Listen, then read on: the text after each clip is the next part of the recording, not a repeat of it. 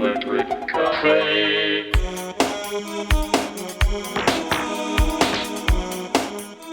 Hey everybody, welcome back to Electric Cafe. So in this video I'll be reviewing a track called Nocturnal Dream, and it's by an artist out of Iowa called Penguking. And I'm really excited to hear this track. The gentleman sent me this track, and so all I really know about it is a sort of an IDM track, and so I'm curious to check it out. And I'm always really interested in hearing like the upcoming next generation and the music that they're producing. I find it really fascinating to see what kind of inspires them, and sometimes I feel like I can hear that in the style of music that is. So, I'll probably be able to get an idea of that from the style of music that they're making, because generally a lot of times with electronic music, I think for the most part, you can hear what producers make, what style they're interested in, or based on what they're making. That happens a lot in electronic music. So I'm curious, and hopefully I'll be able to see and tell maybe what style and artist he's kind of into based on the track that he makes. But it's always really fascinating to hear new up and coming producers and hear the next generation. I can't imagine if I was 13, 14, 15 growing up in this day and age with the internet and things like that. It's just like there must be 10 times 20 times more producers than there was 35 years ago.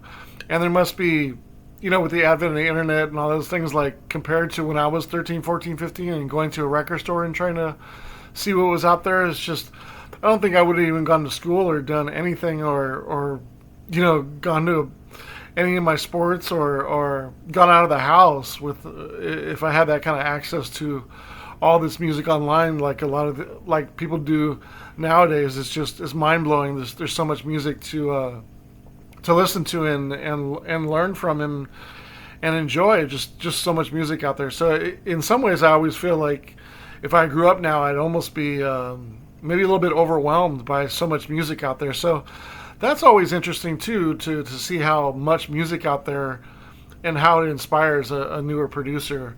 Because there's so much out there. It's overwhelming, but I always find it kind of interesting to see how all that out there and what they're listening to kind of inspires what they make. So, yeah, let's check out Nocturnal Dream from Penguking, and we'll check it out here. It's a little bit over 11-minute track, and then I'll come back with you at the end and give you my thoughts on it. If you're interested in hearing more by the artist, there's a link down below to their Bandcamp page if you'd like to support them and check out more from them. But yeah, let's check out the track.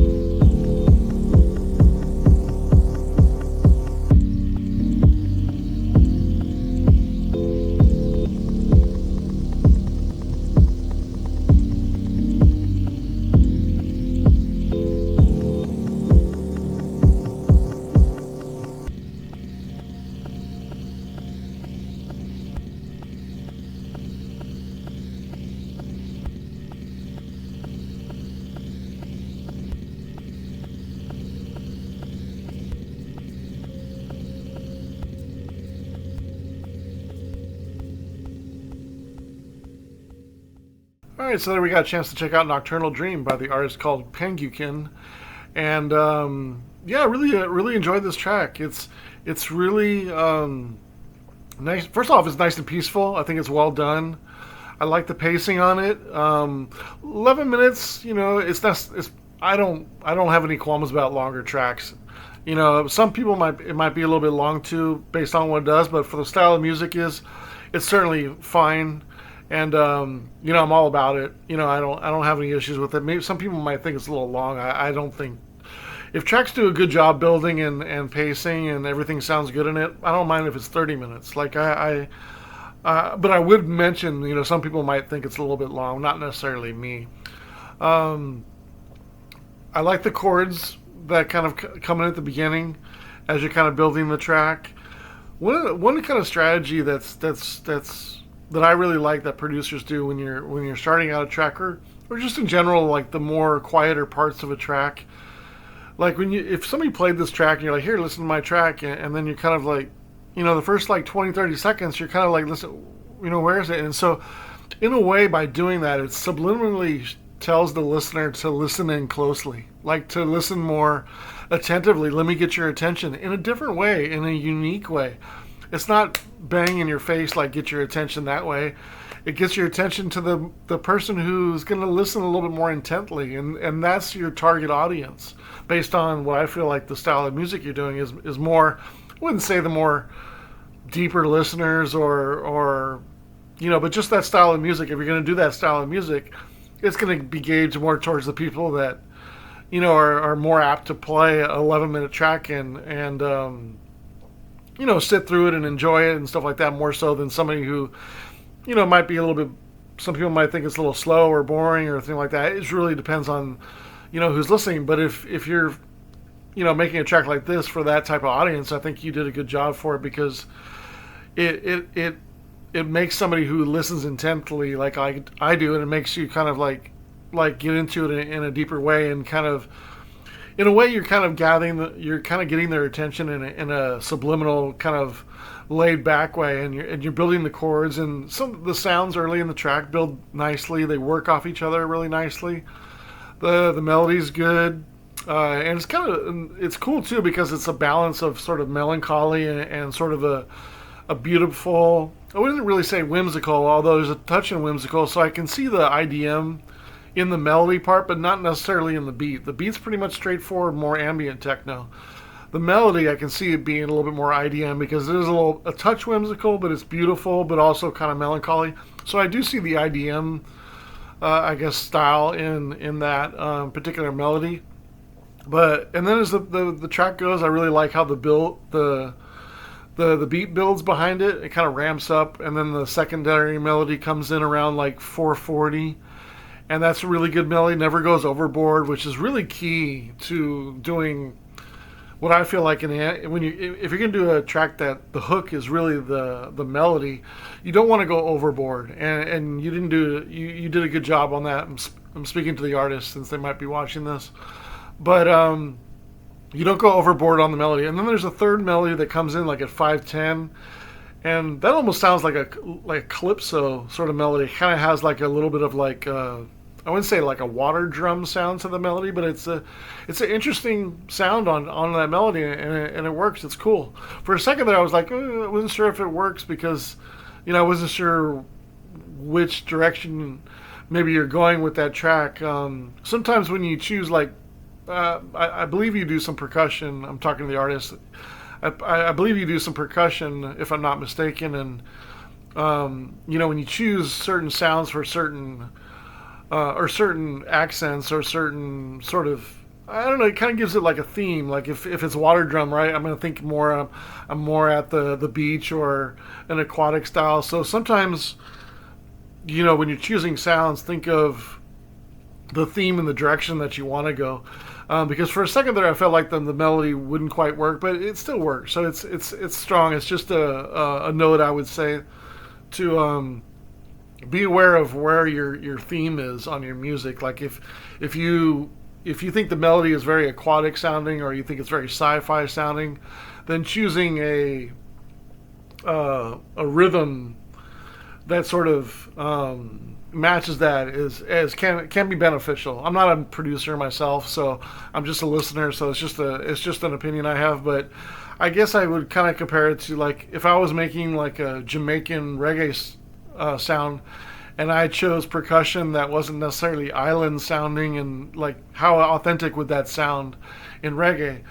I think that's something to keep in mind when you're doing IDM. Again, it worked for this track. Just for a second there, I wasn't sure if it was sort of in line with the sound, but I guess in some ways the melancholy sound with a sort of whimsical third additional melody. Wasn't sure if that was in gel, but it did. It worked out well. I love the pacing, and I like that you only did that melody for that one part. And I'll talk a little bit more about that in a second. When it comes to 6 minutes and 40 seconds, you're already deep into the track, right? And then you kind of give it a breakdown, right? And then it's kind of an interesting decision. Are you going to bring it back? Are you going to bring the melody back and end the track? Or are you just going to wrap it up, right? And you chose to bring it back, right? You brought in the melody and you really embellished it. And that's good. And everything is strong, and I love the pace for it. If the melody and everything's good in it and you want to bring it back, that's great. Sometimes there's an opportunity to add a accent to that melody, to really embellish that melody. If you're going to bring it back for a 10, 13, 12-minute track, maybe that might be an opportunity to add an additional layer to that melody. Instead, you added more to the melodic, to the rhythm element, which is cool too. That kind of made me think of like it being ideal for a DJ to mix over, because you're adding a little bit of percussion. It kind of picks up a little bit, and as a DJ myself, I would be like, oh, this is a cool track to mix. I would mix something over this right now, and then the melody would sort of ramp into the next track as I'm mixing it. So that's cool too. So different strategies. You can do with a rhythm, which you decided to do, or you can add another accent to the melody and really embellish the melody. Me being a big melody guy, I probably would have liked the first option a little bit more, just kind of embellish that melody with an additional kind of layering onto the melody, because this last melody you pretty much already did in around 4.5 to 5.5 minutes, or 4 minutes to maybe 5.5 minutes. So one strategy a lot of IDM artists do that I find really successful, and it's just a strategy, and I guess you kind of, maybe a good example is Roy G. Biv, the track by Boards of Canada, right? It's 2 minutes and 10 seconds, right? But it only does the melody once, right? And you're like, oh, this track is so good, right? But it's only 2.5 minutes, right? Or was it 92 seconds? It says how many seconds it is in the track. It's been a while since I played that track. But that's an example of it, just doing it once, and then how often do you play that track when you hear it? You're like, oh my god, this track's so great, and you keep playing it, right? Would it have the same effect if it did 2, 3, 4 times in the same song, and it did it itself, right? You wouldn't go back and replay it that many times, right? So that's a strategy that a lot of IDM artists do that I find, is really successful when doing a melodic IDM track that's really focused on the melody. If you build down the track and you build it back up and you do another melody part, and it's that same kind of pretty well drawn out melody for a minute and a half, if you're going to do that for a minute and a half, 2 minutes, and it's pretty much the same as that, is it going to want the listener to play that track again? So sometimes I feel like that's a good strategy to do, is just do it once and maybe wrap it up at like 6 minutes, that track. Do I care that you brought it back again for another 3 minutes? I think that's great too. But, I just want to point out that could be a strategy that you want to take advantage of as you're composing tracks, to maybe only do the melody once, because it really ties in the listener, and you're like, oh, I want to take that trip again, right? So they replay the track, and that shows, or that kind of makes the listener really excited about playing your music more often, because they want to experience again, right? If you have a loop on for 20 minutes and it does the same thing, if you went to the extreme in my example, then how often would I want to play it if I know where it goes, right? And it just kind of does it in its own track. But if it's a 10-second sample, and I love that sample, I'm going to keep playing it, right? So it makes the listener want to play your music more. So it's a really cool strategy that a lot of IDM artists seem to do, by only doing the melody portion once, or whatever the peak or euphoric part of the track, they only do it like once in the track. I love tracks that only do something once in the whole track. Similarly to you didn't do the percussion part in the first part, you did in the second part, which really accentuated the rhythm part, which was nice. So kind of the same aspect. As far as the production, the only thing that I thought might need a little bit of attention with, I wasn't sure if the beat was a little too strong or a little too punchy for the lushness and everything else and the melodic part that you have going on. I feel like the drum kick was a little bit too punchy. And a lot of people, if you talk to producers that make music, you always hear those horror stories about trying to find the proper snare for a track. In my opinion, the harder thing is finding the proper kick for certain styles of electronic music. That's maybe one thing, opportunity. The only really opportunity that I have with the track, as far as the production of the track, might be a better beat, maybe a little bit less punchy. Wouldn't really distract as much, because I feel like it's a little bit too strong, and at points the volume is maybe a little bit too strong. So I'm not sure if this is because of the punchiness or because of the volume. it sticks out a little bit too much. But that's a very small critique. I really like the track overall, and I would really recommend, if I can recommend any artist for you to check out, who I think is kind of in the style that you're doing as far as the melody part, because I'm a huge melody person, and if I hear a melody, it reminds me of something. And if you've never heard of CIM, definitely check out his work. A couple albums. He was on the Defocus label in like 1999 to like 2002. Definitely check out Reference. Also, Do Not Multiply Models is really good. But this is the one I would really want you to hear. He doesn't do every track on here, this compilation, but there's about this a compilation called Did You See? It's also on Defocus label. There's about 10 or 15 tracks that Sim does on here, CIM, and all of them are like 30 to 40 seconds long, and the melodies really remind me of yours. So I'm curious to know your thoughts if you get a chance to listen to this and check out the tracks. Maybe it encourages you to maybe it encourages how you write your melodies and things like that. Just if I could recommend any kind of music for you to listen to and check out and see if it inspires you and see what you think of the production. I mean, I can't think of anybody who does tracks that are 30 seconds that are that good. I mean, he just nails these little whimsical melodies, and he just rattles them off. Like every couple tracks are just beautiful, and his production reminds me a little bit of yours. Thanks for letting us all check out your work, and good luck to you in the future, and wish you all the best. Let me know if there's anything I can do for you. All right, take care.